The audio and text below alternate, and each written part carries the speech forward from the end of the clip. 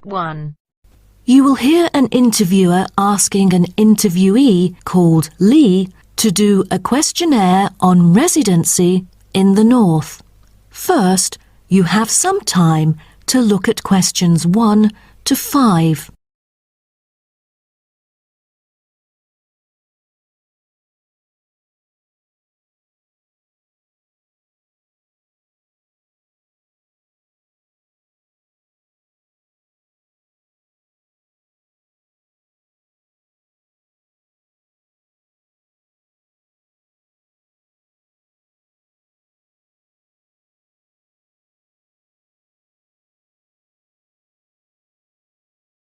Excuse me? Yes.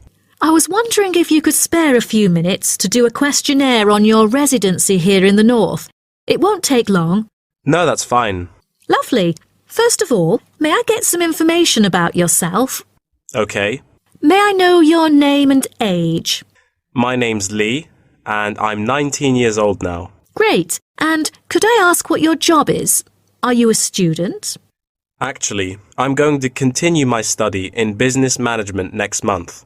But at the moment, I'm a salesman by profession. Oh, right. And how long have you been living here in the North?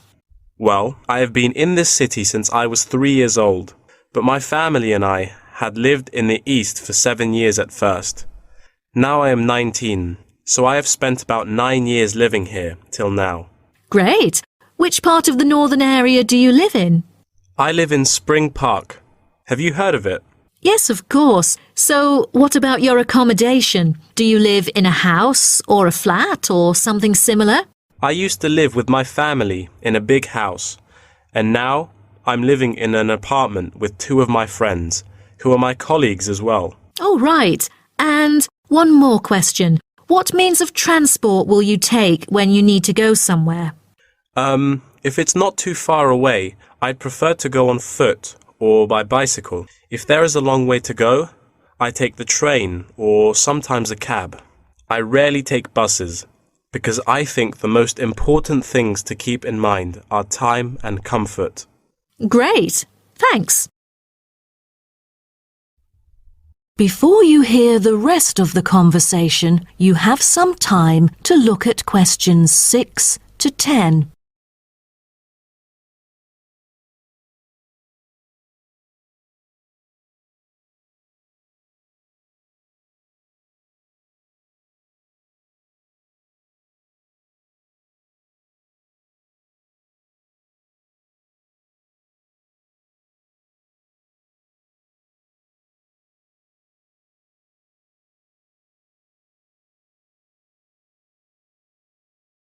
Now listen and answer questions 6 to 10.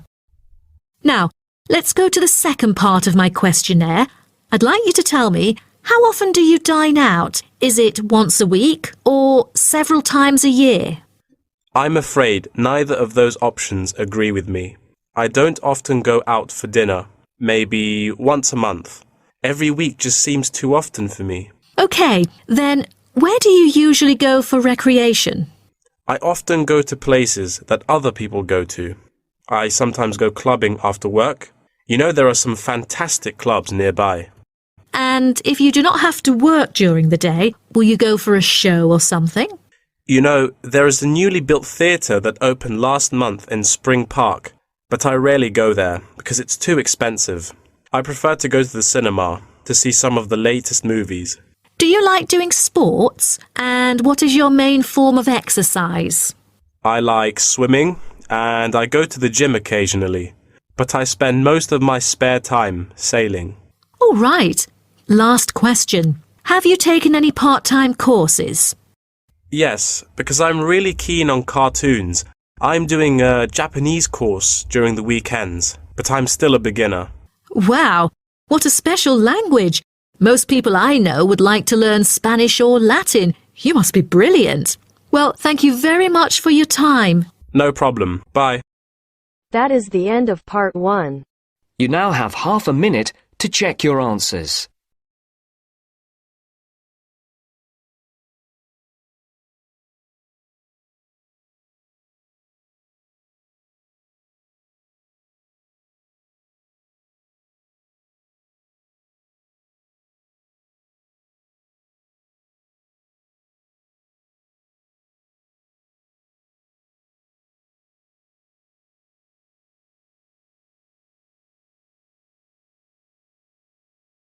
Now turns to part 2. Part 2. You'll hear a talk about tourism in the mining community. First, you have some time to look at questions 11 to 15.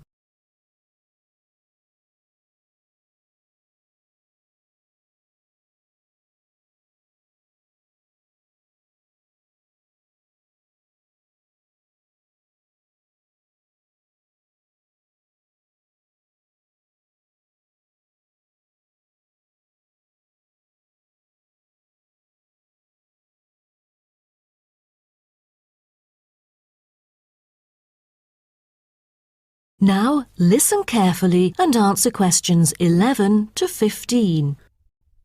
Hello, I'm delighted to welcome you to our mining community and very pleased that you're interested in the ores and pits of this area. I think you'll be pleasantly surprised with your special experience here.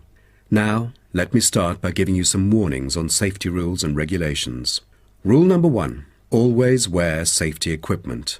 There is a litany of safety equipment that mining workers use for their protection, from helmets to safety glasses and gloves. It is essential that all workers wear the necessary safety equipment at all times. There have been countless stories of workers being saved by helmets, which are the hard hats that you can see on the shelf beside you. So, visitors wearing helmets is mandatory in the mining area, although you are free to take them off when you're in the mining museum and picnic area. You won't need to pay any deposit, though you should return them to the counter once you finish the visit. The helmets are offered in all sizes, so choose a suitable one. All right. Our mining community is currently being refurbished for some of the main area, so please make a note of that, and you'll know what to look out for. So, when you go in or out of the mine, please pay attention to the road, for it has just been repaired because of the rough surface and can be really slippery since it's still wet. The history and process of tin mining are complicated and involve a lot of special words, but here you will see how it was and still is done. After a short 5 to 10 minute walk, visitors can track round a numbered route with clear explanations. Most of the tour is in the open air, so nice weather helps. All areas are clearly posted with signs, but if you have problems travelling around or climbing up and down, you can turn to the staff here, and we are happy to help. If you're interested, Blue Hills Tin Stream is a working water-powered tin streaming mill that gives visitors a very clear idea of how difficult it is to get tin out of rock. I hope you'll enjoy the informative indoor presentation and this self-guided tour, but you have to bear one thing in mind, that smoking is forbidden throughout the whole community. Though you can take phones and of course use them, you'll also be surprised that there will be more than just one place to go in the mine.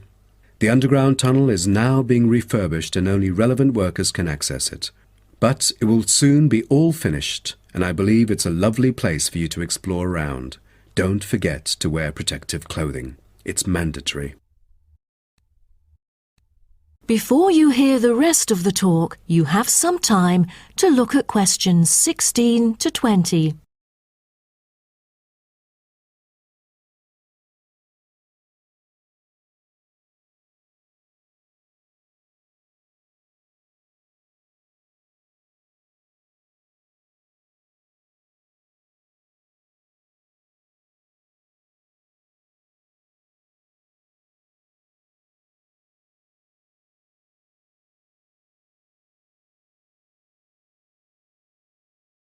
Now listen and answer questions 16 to 20. Now, let's start by seeing where you can go. As you can see on our map in the brochure I've given you, we are here at the reception block. We have a famous mill which is used for making and processing materials such as steel and coal. To visit it, just go straight ahead, north, along the path in front of you, and you'll find it at the end of the path. Now, towards the east, go along the path from our starting point. Turn left to the corner and then turn right. There is a car park at the east end of the lane. To the west, there is a museum. Past the shop, around the crossroads, and it is just located at the west end of the road. And by the way, the shop is specialized in selling a variety of ore-related souvenirs, including key rings, postcards, tin-made Lewis chessmen, and even Roman soldiers, which are made from beautiful pyrite. If you are interested in the laboratory where scientific experiments, analyses and research are carried out, it is situated at the southern part of the park, opposite the shop. I bet you'll be happy to hear that this laboratory is also used for gold and crystal refinement, so don't miss this one for the sake of it. I assume by this time you'll all need some rest and refreshment. So we have an excellent cafe which caters for delicious food and beverages at the other side of the road next to the shop. Of course, if you want to spend some time in the fresh air, we have a perfect picnic area which is just right and northeast of the reception block. Further east there is a path leading to the northern part of the park, and at the end of it is the toilet. Now, most of the visitors would choose to use the mailbox and send the beautiful postcards to their friends. To reach it, just... That is the end of part 2. You now have half a minute to check your answers.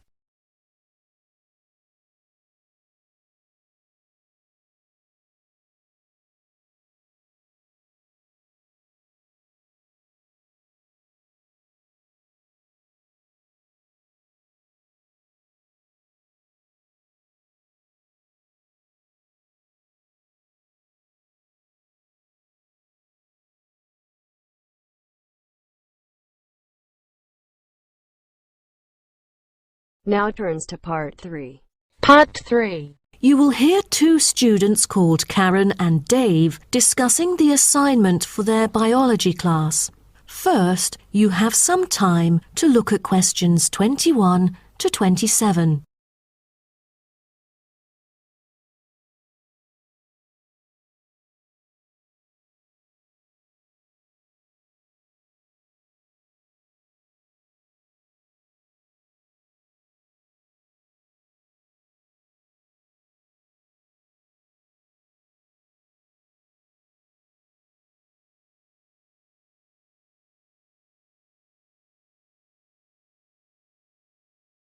Now, listen carefully and answer questions 21 to 27. Hi, Dave. As you know, I've asked you to come here today to discuss the assignment for our biology class. We must decide what we should do about this very important research work. The whale survey. Yeah, I was also hoping to share some ideas with you. So let's start. OK, I've dug into some journal articles to see what sort of questions we should consider. Most of them include watching time and strongly urge it to be the top concern. What do you say? Yeah, the watching time should be carefully chosen, since I've heard a lot of unnecessary failures concerning picking the wrong time when it all went stormy and murky, and then nothing was seen during the whole field trip. I mean, they could have avoided that easily. Right. Then we should also pay close attention to the sea's surface because no one wants to encounter the failures you just mentioned. I think we'd better hope for the best, that it will be calm, with no choppy status. What about the weather conditions? That definitely should be taken into account, as it correlates with all the former factors. Most important of all, as a sighting is made, position and environmental parameters are recorded on standardized sighting pro formats, including time, visibility, position of the ship, using a global positioning system, wind speed, and wind direction. Shouldn't there be a set limit for the visibility level, say 50 meters? Cetaceans are really sensitive to sound. They are able to know that something's coming after them, so they would hide in order to avoid possible danger. So let's make it 100 meters, shall we? Yeah, that might be better. Oh, in that case, we'd also need to pay attention to the appearance of the fishing boats, you know, for all the noise that they would make. That's right. Although observations were regularly made, we know very little about whale vocalization and how they use sound in their behavioral and social interactions. So to understand marine mammals' social interactions, we'll need to use passive acoustic recordings to track and assess the individual behaviors of whales, as well as to identify their appearance. OK, then what about scales? Oh, For each sighting, the number of animals should be counted. The group size, I mean. Also, we need to identify the species, possible age, and sex of the individuals. Before you hear the rest of the talk, you have some time to look at questions 28 to 30.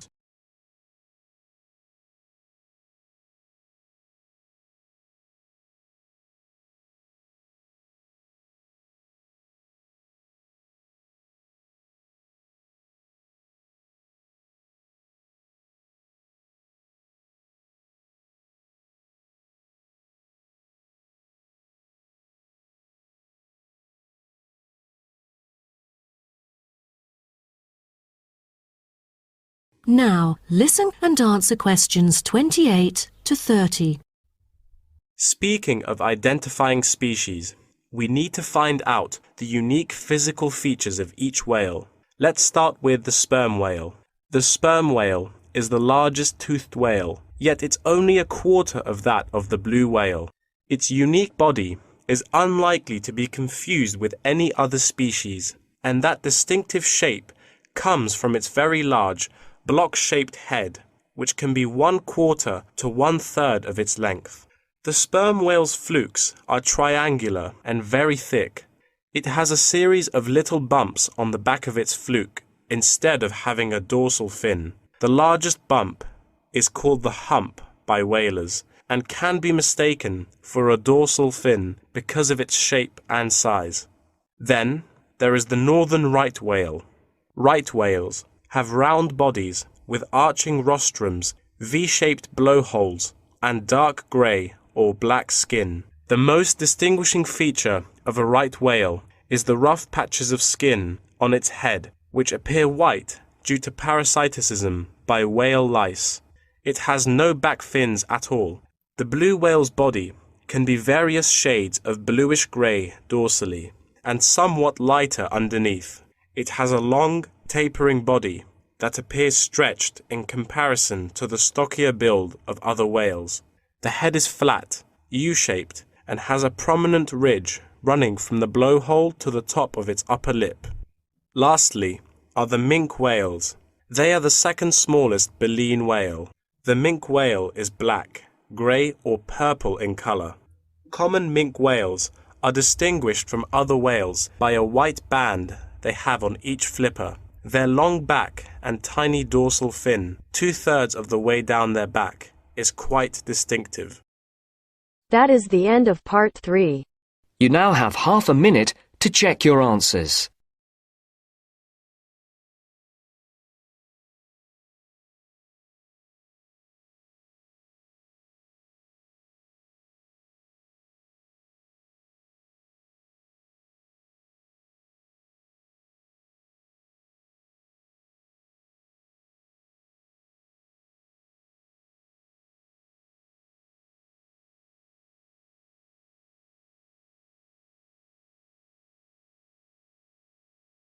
Now turns to part 4. Part 4. You will hear part of a lecture about the biography of Samuel Cunard and his shipping company. First, you have some time to look at questions 31 to 40.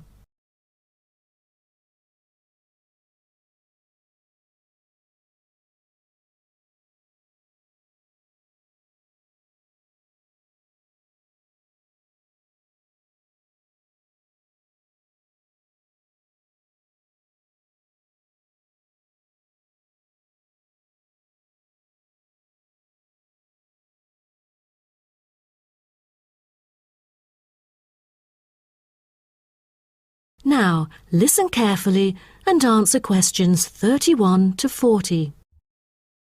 Good morning, class. In the last few lectures, I've talked about the history of technology in the business area. But today, I want to use Samuel Cunard as our case study, who was a shipping magnate that founded the Cunard Line. Now, Cunard was born in Canada. When he first left home, he was still a teenager. Then he came into a US company as a worker and learned how to sail there. During the War of 1812, Cunard volunteered for service in the 2nd Battalion of the Halifax Regiment Militia and rose to the rank of captain. He held many public offices, such as volunteer fireman and lighthouse commissioner, and maintained a reputation as not only a shrewd businessman, but also an honest and generous citizen. When he went to England, his friends cooperated with him, and together they coined a shipping company. The company had instant wealth and could deal with more than one cargo, for its major business was in North America and the Atlantic. From then onwards, Cunard became a highly successful entrepreneur in British shipping and one of a group of 12 individuals who dominated the affairs of England. In 1838, the British government, impressed by the advantages of steam sailing for making regular passages, invited tenders to carry the transatlantic mails by steamer. Back then, mail contact through steamships brought more punctuality, while other types of ships were always delayed. The journey times were flexible, with a transatlantic crossing lasting for 6 weeks and with no fixed times of departure or arrival.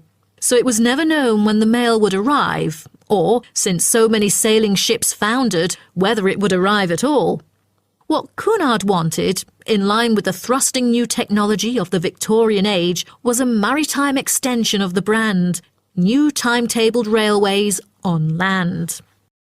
Cunard's experience in steamship operation, with observations of the growing railway network in England, encouraged him to explore the creation of a transatlantic fleet of steamships, which would cross the ocean as regularly as trains crossed land, and that's why he went to the United Kingdom seeking investors in 1837. He set up a company with several other businessmen to bid for the rights to run a transatlantic mail service between the UK and North America for £55,000 annually for 10 years. The bid was successful. Almost at the same time, Cunard cooperated with an English businessman and established the British and North American Royal Mail Steam Packet Company, the ancestor of the Cunard line.